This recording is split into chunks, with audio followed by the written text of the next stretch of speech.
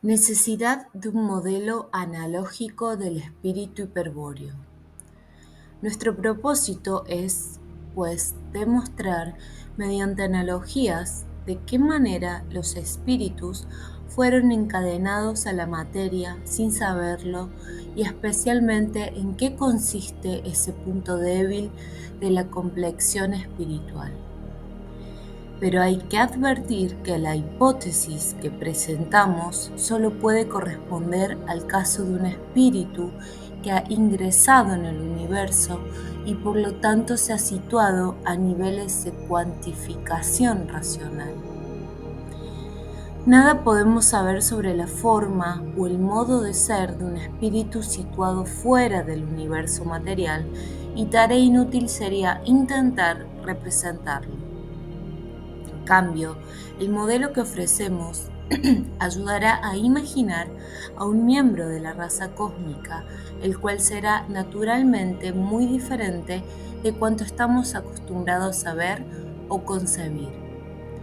Tal modelo permitirá intuir cómo se pudo engañar y derrotar al espíritu sin que éste lo notase y por qué luego permaneció sin saber en qué estado se encontraba. Como muchos de los fundamentos metafísicos que se exponen en este libro se apoyan en el modelo de la esfera, conviene aclarar de entrada que cabe esperar de él y hasta donde refleja la realidad del espíritu. En este sentido, debemos decir que en la concepción del modelo se ha atendido a la correspondencia conceptual antes que a la meramente formal. De este modo es posible lograr que la enunciación de cualidades o propiedades del modelo connoten cualidades o propiedades del espíritu. El modelo de la esfera guarda así correspondencia conceptual con el espíritu hiperbóreo, lo que ha de permitir a una intuición metafísica, que no es ni sensible ni inteligible sino gnóstica, efectuar el tránsito buscado hacia el espíritu. Esto es lo que cabe esperar de un modelo semejante. No será necesario, suponemos, insistir demasiado en que el espíritu no es esférico por el hecho de que el modelo lo sea.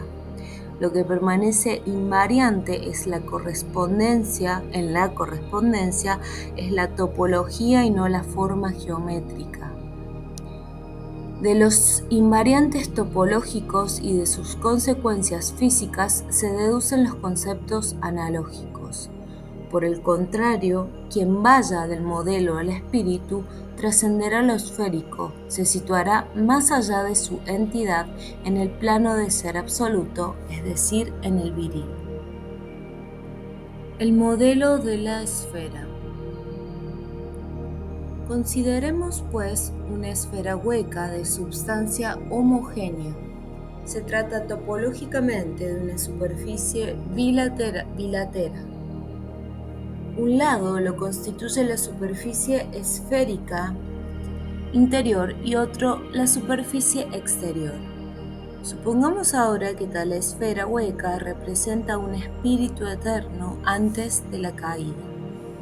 Cada uno de los infinitos puntos de la superficie interior es un núcleo de gnosis absoluta que mira hacia el centro. En el centro, en un punto situado en el espacio hueco interior, convergen todas las miradas de los puntos gnósticos y se realiza allí una síntesis total de sabiduría. Se puede decir que en el centro de la esfera espiritual existe un yo absoluto que sabe de cada punto de su ser porque justamente es la síntesis de todos esos puntos. ¿Cómo actúa un ser así? Contrayendo o expandiendo su volumen y aplicando su voluntad en el espacio interior.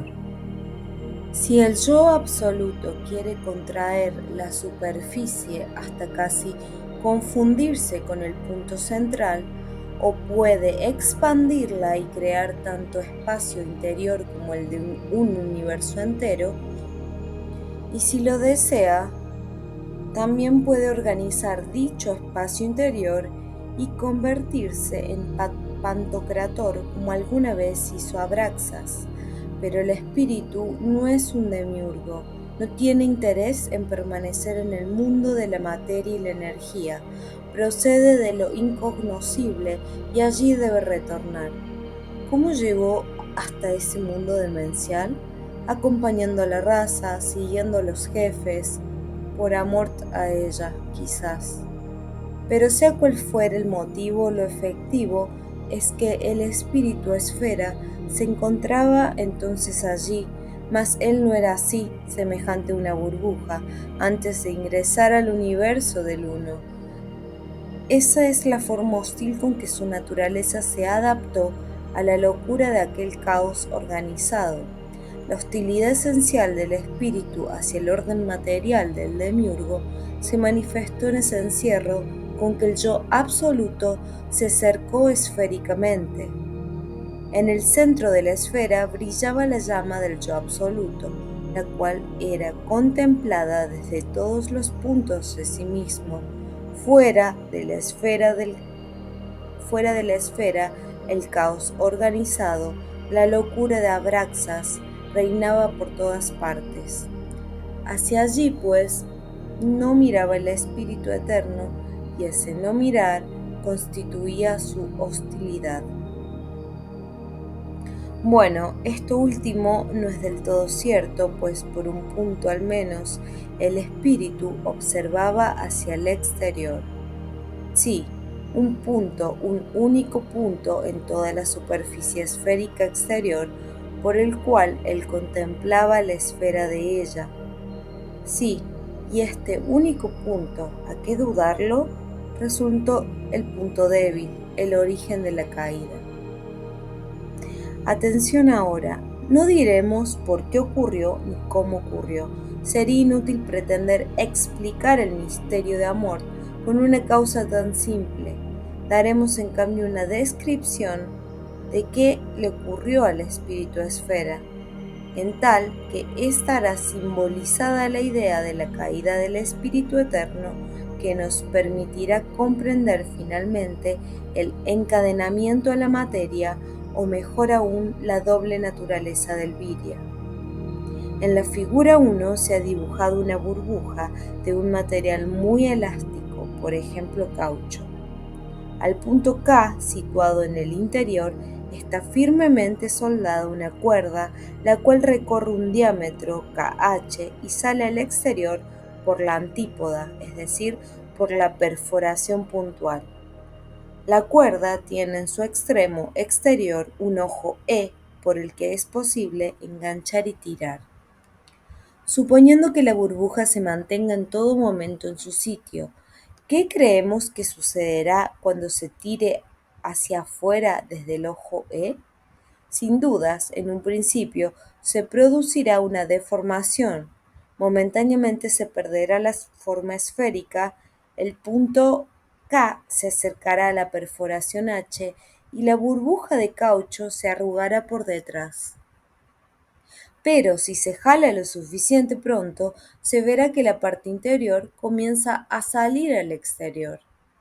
Teóricamente, si continuamos tirando, conseguiremos que toda la superficie interior pase a ocupar el lugar de la superficie exterior y por consiguiente que la superficie exterior se traslade al interior de la burbuja. Al final obtendremos nuevamente la forma esférica pero invertida. La superficie que antes estaba adentro ahora está fuera. Es necesario hacer un esfuerzo e imaginar completamente este proceso. Para ello, lo mejor es fijar condiciones cromáticas iniciales, como por ejemplo que la burbuja sea roja por fuera y verde por dentro. De ese modo será posible imaginar cómo va surgiendo la piel interior verde por el orificio H y cómo al final la totalidad del color rojo habrá pasado al interior, mientras que la superficie exterior se habrá tornado totalmente verde. La reversión del espíritu produce la desorientación absoluta. Si hemos sido capaces de imaginar la reversión de la burbuja, podremos dar un paso más y suponer que algo semejante le ocurrió a la espíritu esfera. Naturalmente que en el espíritu no existía una cuerda de la cual fuese posible jalar, pero sí existía un punto interior que miraba al exterior, es decir, un punto que reunía las condiciones de K y H simultáneamente. Este punto permitió a los siddhas traidores efectuar una reversión en los espíritus esferas semejante a la que hemos imaginado en la burbuja de caucho. Saquemos ahora algunas conclusiones. Consideremos al espíritu esfera. Antes de la reversión, debemos convenir en que cuando todos menos uno, los infinitos puntos de la superficie interior miran hacia el centro, tal estado constituye la normalidad del espíritu esfera. Hemos dicho que se trata de puntos gnósticos.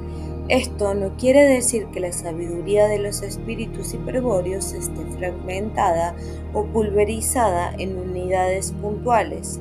El concepto puntos gnósticos es alegórico, propio de los espíritus esfera e inseparable del concepto geométrico de superficie que estamos empleando.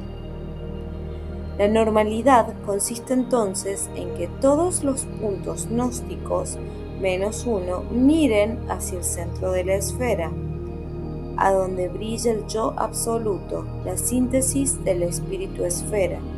El centro es, en rigor, el punto cardinal de la superficie interior, pero hablar del punto cardinal es aludir a una orientación, es decir, el punto cardinal constituye el oriente de la gnosis interior, el sitio al cual se refieren todas las direcciones, todos los rumbos, todos los sentidos. Solo un punto está desorientado y lo está por amor, por esa necesidad de ella que es anterior al origen y por eso es incomprensible. Por otra parte, el espíritu, al ingresar por el origen al universo del uno, lo hace en calidad de enemigo. Por eso se adapta en forma de espíritu a esfera y demuestra así su hostilidad esencial. Reconocemos, pues, dos normalidades en el espíritu esfera: la normalidad interior u orientación y la normalidad exterior u hostilidad. La traición de los siddhas traidores fue una operación efectuada sobre el punto exterior del espíritu esfera.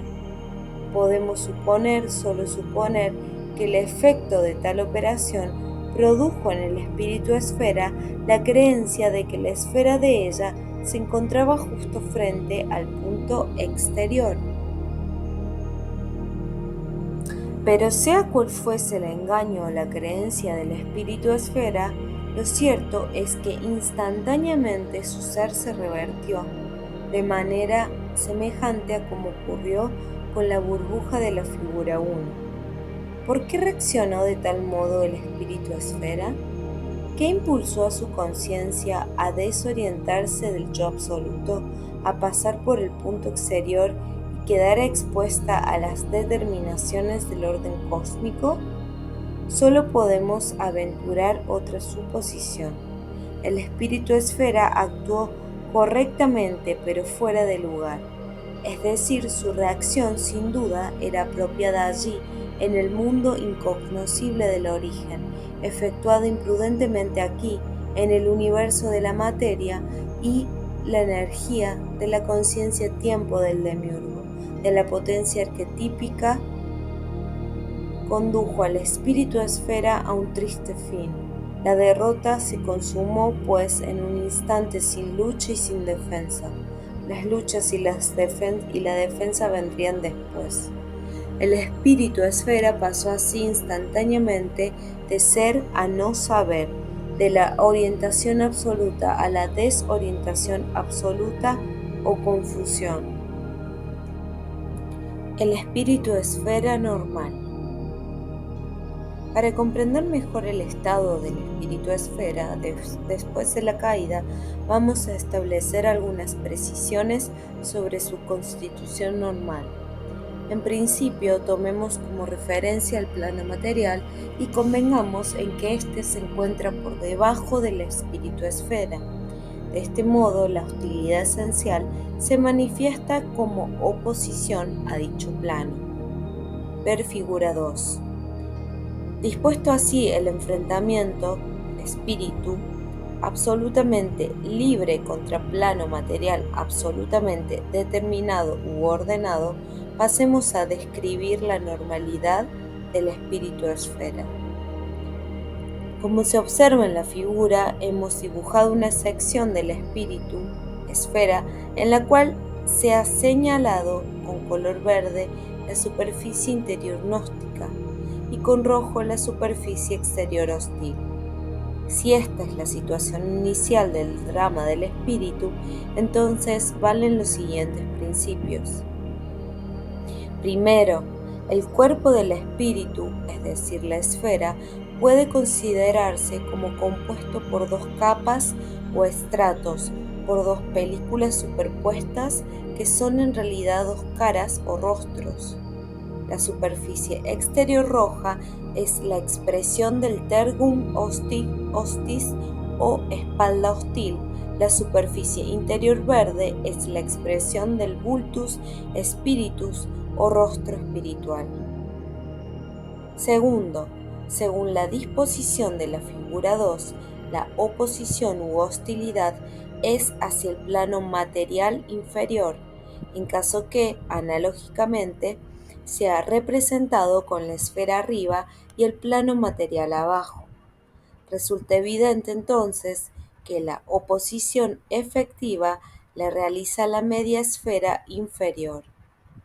A los efectos de alcanzar una profunda comprensión, vamos a prescindir por un momento de la media esfera superior y a considerar solo aquella parte que ejerce efectiva oposición a la materia.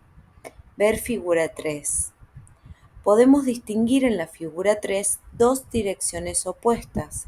El rostro espiritual se orienta hacia el punto cardinal del yo absoluto. La espalda hostil se opone a la materia inferior. Situándonos alternativamente en cada uno de tales puntos de referencia, notamos que, visto desde el plano material, la hostilidad del espíritu está asignada por lo convexo. Visto desde el yo absoluto, la orientación de la gnosis espiritual está asignada por lo cóncavo.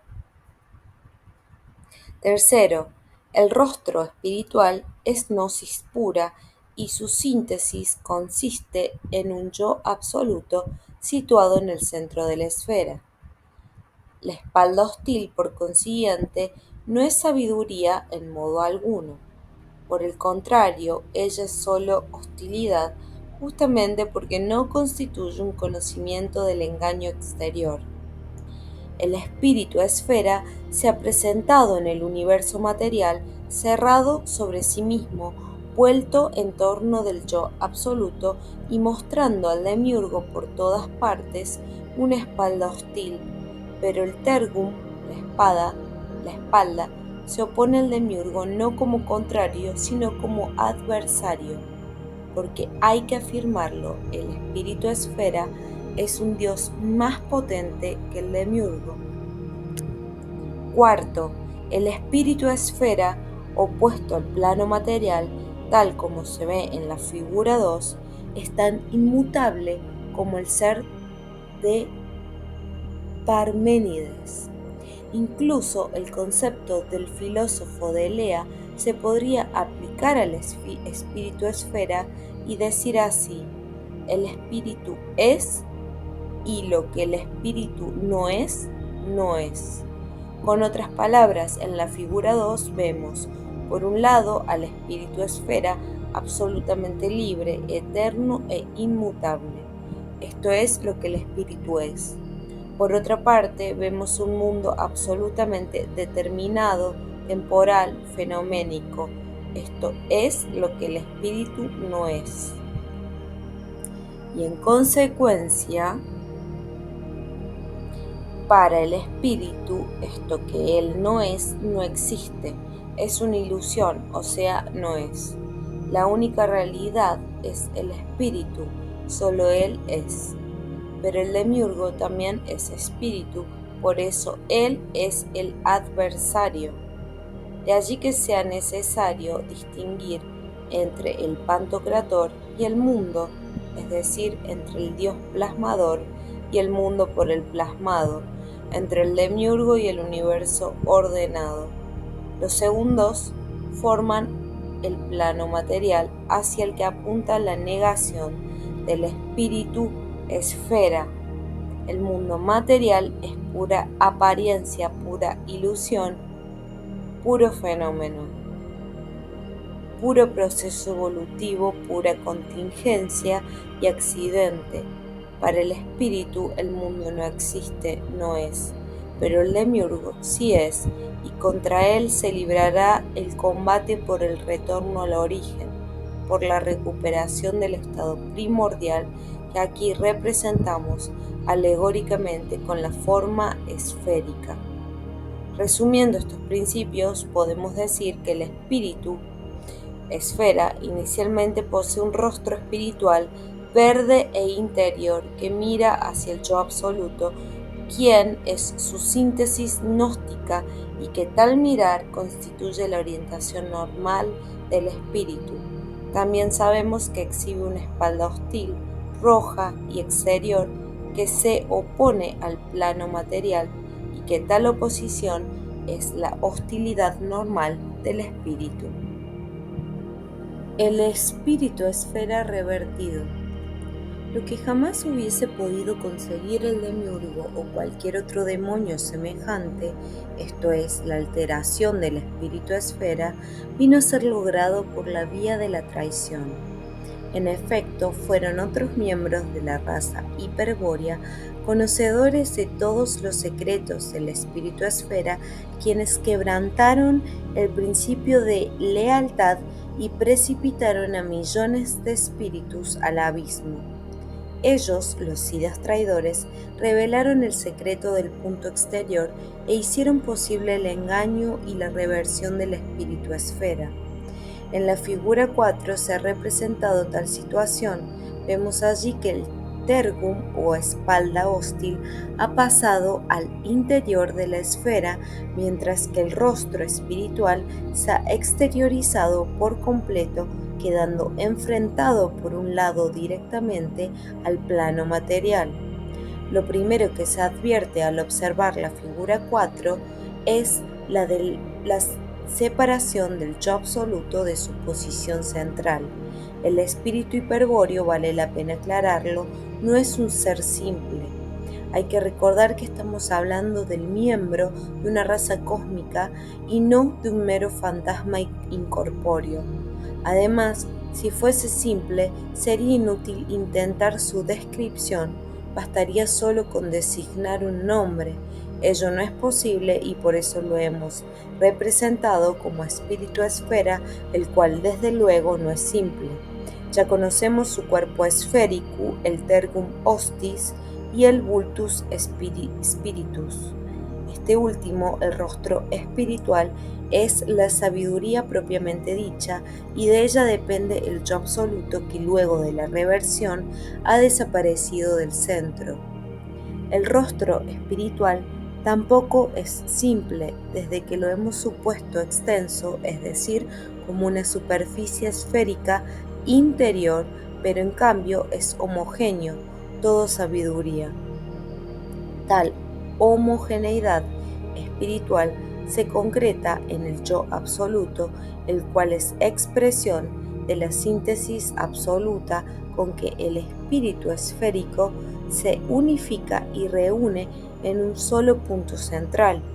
Para expresar la unidad del espíritu esférico y su síntesis central en sentido figurado, suponemos que la superficie representativa está compuesta por puntos que miran hacia el centro y allí se sintetizan en un único punto cardinal, el yo absoluto.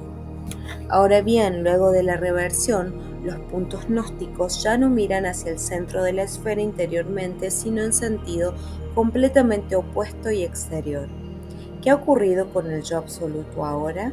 Su desaparición significa su extinción, el quebrantamiento de la unidad sintética de la sabiduría.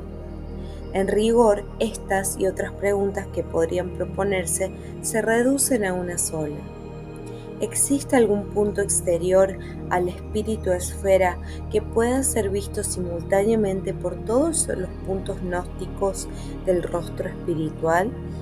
Se comprende que esta pregunta, así como cualquier otra semejante, incluidas las dos propuestas en primer término, deben ser respondidas afirmativamente, pues en caso contrario, el yo absoluto no sería absoluto. El carácter de absoluto le viene por ser síntesis absoluta de la gnosis espiritual. Su suerte, hablando en sentido figurado, va ligada a la unidad de la sabiduría, y si aquel se extingue, está a de extinguirse también, es decir, a de morir. Pero el espíritu esfera es más inmortal y su yo un yo absoluto. Mas, si la respuesta debe ser afirmativa, si efectivamente existe un punto exterior a donde luego de la reversión se ha trasladado el yo absoluto, cabe preguntar a su vez, ¿a dónde está? O mejor, ¿a dónde puede estar un punto cardinal exterior que reciba simultáneamente todas las miradas de los puntos gnósticos? Para aproximarnos a la respuesta, tengamos en cuenta lo siguiente. En el espíritu esfera normal, figura 2, las miradas de los puntos gnósticos hacia el yo absoluto equivalían a proyecciones de los puntos de la superficie esférica interior sobre el punto central. Inversamente, se podría también decir que desde el yo absoluto es posible ver todos los puntos del rostro espiritual, o sea, desde el punto central de la esfera es posible proyectar un radio hacia cada uno de los puntos de la superficie esférica interior. Consideremos ahora, con este mismo criterio, al espíritu esfera luego de la reversión, figura 4. El punto buscado debe ser tal que converjan sobre él la proyección de todos los puntos de la superficie exterior de la esfera. Sin embargo, es evidente a primera vista que la proyección normal de todos los puntos exteriores no converge, sino que diverge en todas direcciones, es decir, isotrópicamente. Pero podemos verificar con más rigor esa presunción si examinamos dos puntos gnósticos A y B tan cerca como siquiera uno de otro y medimos la distancia entre cada vector proyectivo o mirada hacia el yo absoluto. En la figura 5A se demuestra que en el espíritu esfera normal las miradas convergen hacia el yo absoluto del centro, es decir, los vectores se juntan cada vez más entre sí a medida que se acorta la distancia del centro. Por el contrario, las miradas precedentes en los puntos exteriores en el espíritu revertido tienden a separarse cada vez más entre sí a medida que se alejan de la superficie esférica. ¿Qué nos dice esto? Para empezar, que el punto exterior de convergencia no puede estar cerca del espíritu esfera, puesto que las miradas, es decir, los vectores proyectivos, se separan entre sí en todas direcciones. Pero ¿cuán lejos puede estar dicho punto? No resulta tan evidente, ya que si proyectamos todas Las miradas, o sea, si consideramos la proyección completa de la superficie esférica ilimitadamente hacia toda dirección, acabaremos por abarcar la totalidad del espacio cósmico. ¿A dónde está entonces el punto exterior de convergencia? ¿En el infinito? Por ejemplo, si consideramos solo 4 puntos gnósticos, 1, 2, 3 y 4, tal como se muestra en la figura 6, situados en partes opuestas de la superficie esférica y los proyectamos ilimitadamente en dirección a 4 puntos de referencia arbitrarios, N, S, E y O, podemos afirmar que dichos vectores proyectivos coincidirán al término de su trayecto en un único punto común situado en el infinito. Pero hay más. Si de la misma manera proyectamos todos los puntos gnósticos, es decir, la superficie esférica entera ilimitadamente hacia todas las direcciones posibles, estos acabarán por encontrarse igualmente en un único punto común infinito o polo. En la figura 7 se ha representado un punto semejante, violeta. A él llegan los infinitos vectores que parten de los infinitos puntos gnósticos del espíritu esfera. En la figura dibujamos solo 16 de los infinitos vectores. El polo infinito es, en rigor, el mismo punto extremo de cada uno de los vectores. Naturalmente, no es posible construir un esquema de la espíritu esfera como en la figura 5b o 6, en el cual están dibujados los infinitos vectores en toda su extensión infinita, hasta llegar a la coincidencia extrema de la figura 7, ni tan solo sería posible representar alguno de ellos. Un solo vector cuyo módulo o extensión sea infinito sobrepasa las dimensiones de cualquier esquema gráfico. Podemos, sin embargo, convenir en una reducción de la dimensión del vector para que pueda ser representado dentro del marco del esquema. Para ello, solo hay que recordar que el punto extremo del vector es siempre el polo infinito. Ahora bien, si dibujamos infinitos vectores de, por ejemplo, 1 centímetro de módulo en un esquema como el de la figura 4 o 5b o 6, etc., y marcamos el extremo de cada uno de ellos con un punto violeta, en representación del polo infinito, comprobaremos que todos estos puntos forman un círculo violeta, exterior al espíritu esfera y a 1 centímetro de distancia. En la figura 8 se muestra un esquema semejante, aunque por motivos de claridad solo se han dibujado 16 vectores. Resulta así que el polo infinito representado en la finitud del esquema gráfico es equivalente a un círculo externo, al espíritu esfera revertido. Es lo que llamamos polo infinito expandido. Pero no hay que olvidar que el esquema solo muestra una sección o corte del espíritu esfera. En el espacio, es decir, considerando las 3 dimensiones de la esfera, los infinitos vectores que parten en cada punto gnóstico sí tienen también un módulo convenido de 1 centímetro. Por ejemplo, formarán con sus puntos extremos violeta una esfera violeta exterior al espíritu esfera y a 1 centímetro de distancia. Ha llegado el momento de extraer una conclusión. Sabemos ahora que luego de la reversión, figura 4, las miradas de los puntos gnósticos convergen efectivamente en un único punto exterior, de manera semejante a lo que ocurría en el espíritu normal cuando todas las miradas apuntan al punto central o yo absoluto. Pero tal punto exterior está en el infinito, según vimos. ¿Significa esto que allí se realiza igualmente la síntesis del rostro espiritual y se conforma un yo absoluto? Sí, pero ese yo exterior, vamos a llamarlo para evitar confusiones, yo infinito. Las preguntas naturales que se desprenden de tal conclusión son: como si finalmente el espíritu esfera consigue sintetizar un yo exterior, este mismo yo no toma conciencia de su estado revertido. ¿Y por qué dijimos que luego de la reversión o el espíritu esfera pasó de ser a no saber, de la orientación a la desorientación, el extravío y la confusión? No es difícil dar respuesta a tales interrogantes, pero se requiere una reflexión previa. En verdad, el motivo por el cual el yo infinito es ignorante de su situación guarda estrecha relación con el motivo por el cual no hemos podido representar el polo infinito en el esquema de la figura 8.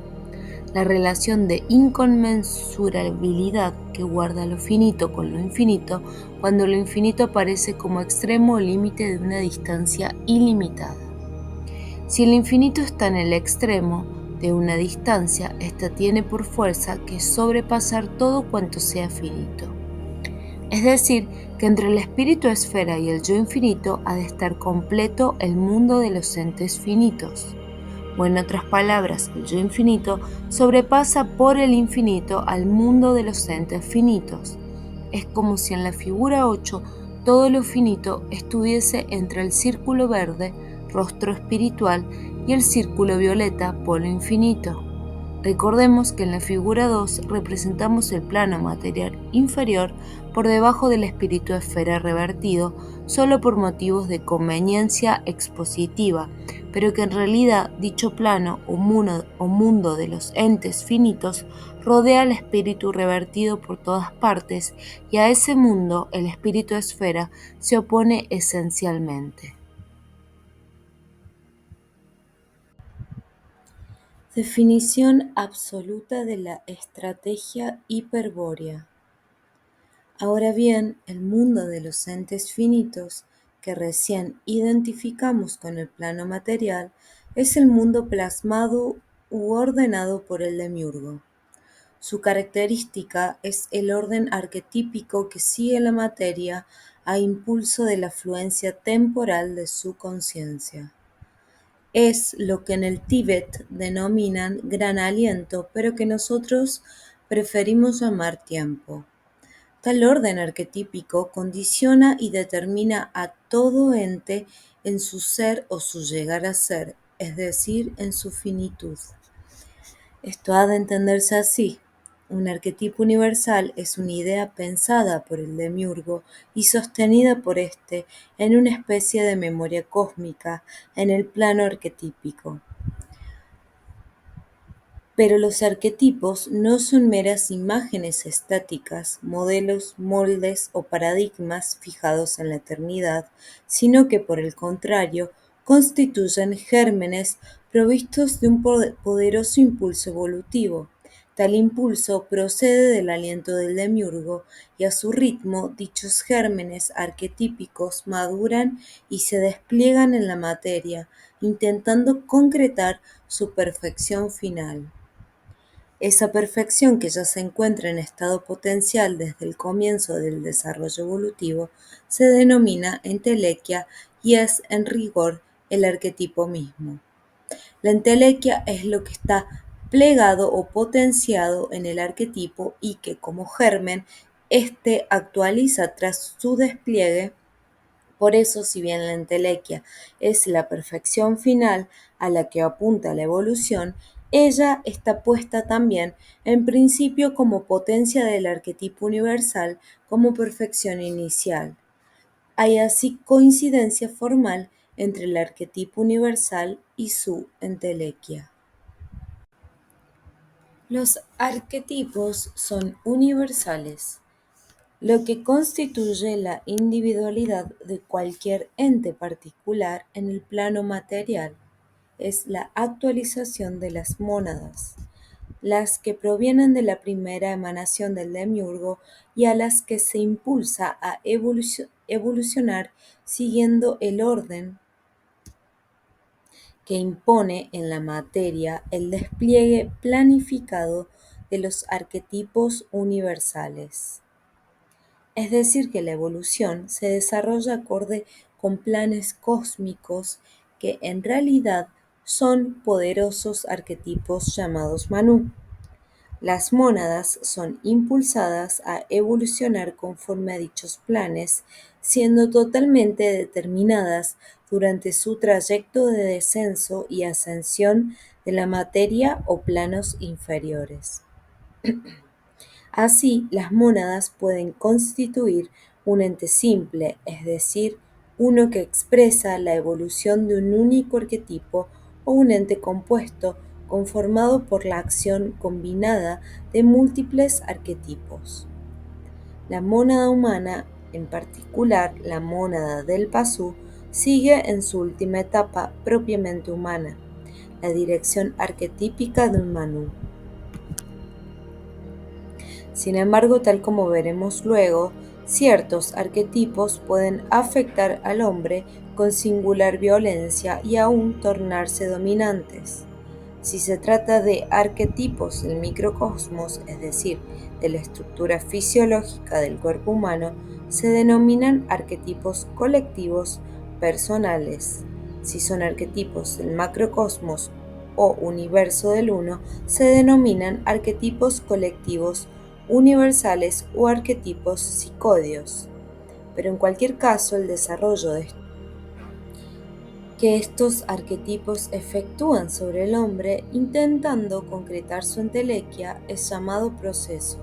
El proceso es el acto por el cual el arquetipo se manifiesta al hombre, emerge y, nutriéndose de su propia energía, busca alcanzar la entelequia. La finitud de los entes está pues determinada por la entelequia de los arquetipos universales, y por eso debe entenderse que toda finitud es una perfección, ya que desde luego toda perfección es una entelequia. El orden arquetípico implica entonces la finitud de los entes, su determinación absoluta. Pero más allá del mundo de los entes finitos está situado el yo infinito del espíritu, esfera revertido. ¿Qué hay más allá de tal mundo? ¿Qué significa aquí lo infinito con respecto a lo finito? Imperfección e indeterminación.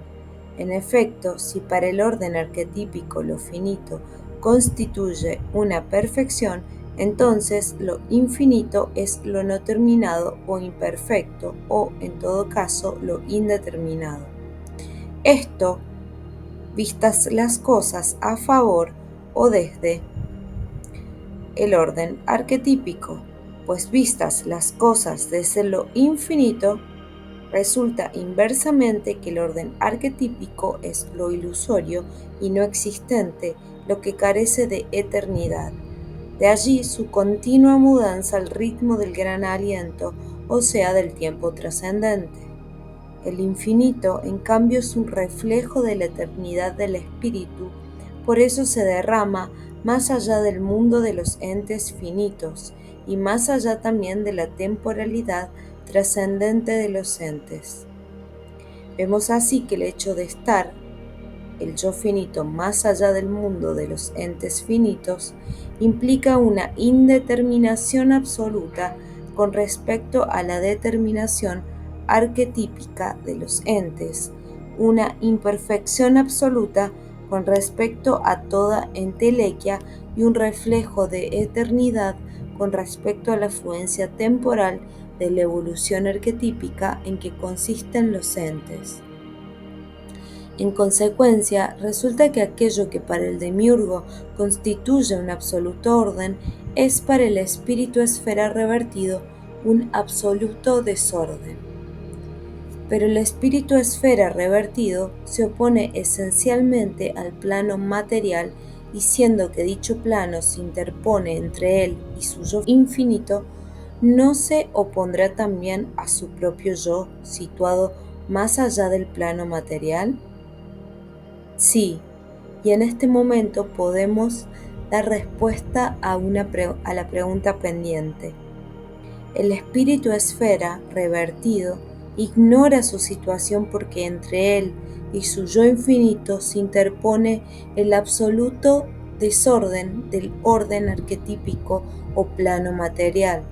El espíritu revertido se opone esencialmente a dicho orden, y tal oposición crea una barrera de incomunicación con su propio yo infinito que se encuentra más allá del plano material.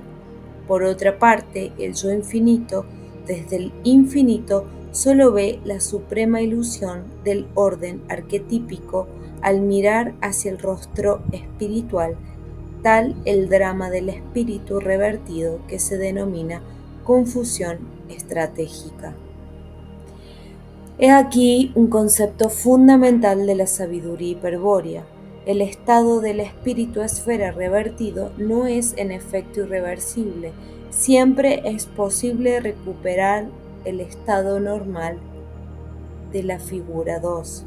Con tal objetivo puede afirmarse que toda vía o método que permita revertir la reversión de la espíritu esfera, es decir, que permita a éste recuperar su normalidad, es una estrategia hiperbórea. Inversamente se dice que si el espíritu esfera revertido permanece en la ignorancia de su situación, padece de confusión estratégica. El objetivo de una estrategia hiperbórea es así la normalidad del espíritu. Este objetivo supone la búsqueda de dos metas.